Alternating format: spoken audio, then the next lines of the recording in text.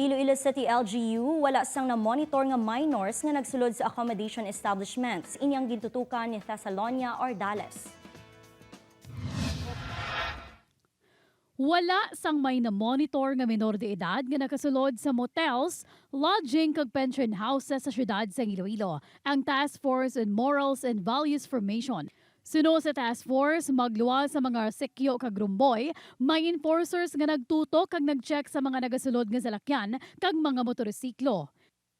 Concerned aso mo lang bali ang aton nga regulation ordinance para man aton bali malikawan naton nga may mga minor de edad kita bali nga mga samboy dira magkalang dira di man sila bali ma-disgrasya mangutang bali sa katulagman. Samtang ginkasal ang 43 ka mga magkahagugma sa mass wedding nga ginorganisa sang Ilo-Ilo City Local Government Unit.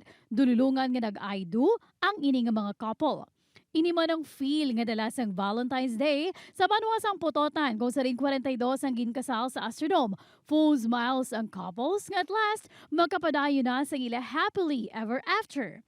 Samtang 33 ka couple ang dululungan man nga ginkasal sa banwa sang EB Magalona.